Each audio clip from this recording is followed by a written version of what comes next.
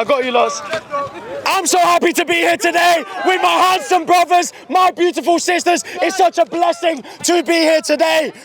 It's such a blessing. My name is Mario. I'm jobless. I have no job, but luckily I'm here to preach, okay? I've never baptized anyone, but the subject isn't on baptisms.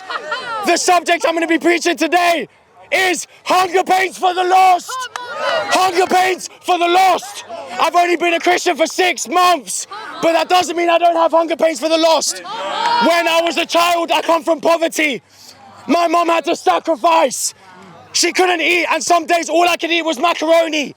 That's why my favorite food is pasta, I believe. That's why my favorite food is lasagna. I love it, even though it came from pain. My dad had to work 18-hour shifts. I was starving. I had to wear 2 hats instead of a jacket. I had to go days where I had £1 to live. And that hunger has stayed inside of me throughout. It stayed inside of me throughout the whole time. We're going to talk today about how I use that hunger. I want to touch ground with everyone here. That hunger led me to bad places. When you're hungry, you can only think about surviving. You can only think about the immediate future. And I thought, I'm going to do bad things to achieve it. Only did I get out of it when my friend was about to go to prison. Are you turning to God only when you're suffering? Are you turning to God only when you're in trouble? Isaiah 58 verse 6. Is this the kind of fast I have chosen? To loose the chains of injustice and untie the cords of the yoke. To set the oppressed free and break every yoke. I want everyone to zoom in on the next one. Is it not to share your food with the hungry and to provide the poor wanderer with shelter? When you see the naked, to clothe them and not to turn away from your own flesh and blood. It says here, we all have to have the attitude my mum had to me. She fasted so I could eat, and we have to do the same thing for people. This week, I haven't eaten for 2 days. That's because I don't have money, but also because I want to do it for the lost. I've been giving the little money that I have from that fasting day to the church because I know that this is a house. This is a house where the lost can go, where the lost can be saved. In the same way my dad worked for me to provide a home when I was lost. When I was just a child, where would I go without it? In the same way is the church. In the same way is every single person you're preaching with, every single person you're studying with is your little baby. And you have to decide, am I going to suffer to help this person? Am I going to put aside £10 to buy this person a Bible? I'm calling you all to a difficult challenge today. I'm calling you to fast with me.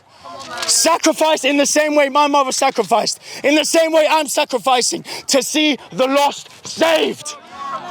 Go through the day when you have the pains in your tummy, when you have that burning sensation of vibrations, when you have not eaten. Continue. I've had to buy a bike. I can't afford transport. Leg pains for the lost. Massive legs for the lost. Massive legs for the lost. I'm calling everyone to the same exact standard. I'm calling you guys to preach with me. The money that you have that you want to spend on a meal, give it to the church. Give it all to the church. If you have to go through pain, what does that mean if they're eating? If they're doing good, what does that matter? You're saved already. You're already in a good place. What will a bit of physical pain do to you when you have eternal happiness with you? What will a bit of that flesh and blood do to you? Not much. It's not going to hurt that much. We think that the suffering is bad. But all I've gained is nearly a 6-pack and my legs are massive.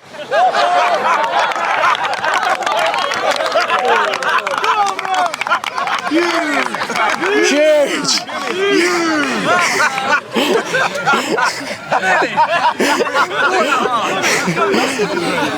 We have to do this for people as if they were our kids. Do you see the people you're studying with as your children? I was homeless. I was sleeping on the streets and I was walking across all of McDonald's, sleeping in McDonald's before. I remember those days every single day. But I don't mind going back to that same pain to see someone lost. The pain that I didn't want to visit again. Do you have the same convictions as me? Are you going to go through the same hunger that I spent so many years running away from? I've come back to it to save people.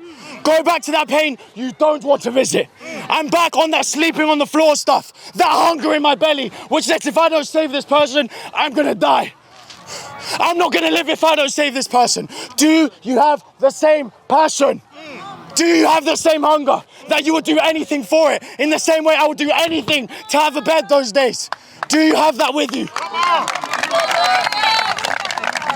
I want to know if you sacrifice. I want to know if you work harder to get more money to give. I want to know if you encourage the sisters so they can save the lost. Are you hungry to encourage the sisters? Are you hungry to encourage your brothers? Are you hungry to give money to your brothers who can't afford rent so that they can save the lost? Are you going to be that person that stands up as a sacrifice, not only to people, but to people in the church? Are you going to give your money to people in the church? Are you going to sacrifice? I'm not asking you today to say yes and be fired up. I'm asking you to come back after and say to me, let's go, bro. Let's go. I want you to come to me and say, let's go. Which days are you fasting? How can we be accountable for it? You can do it by yourself if you want to. I'm not going to judge you. But I'm asking you to walk with me because it's going to make you better. It's going to make you a better person. You're going to get your needs met by God. You're going to get closer to God. But it only depends on if you want to do it. It's not a loss for you. It's a gain. Amen. And with saying that, to God be all the glory.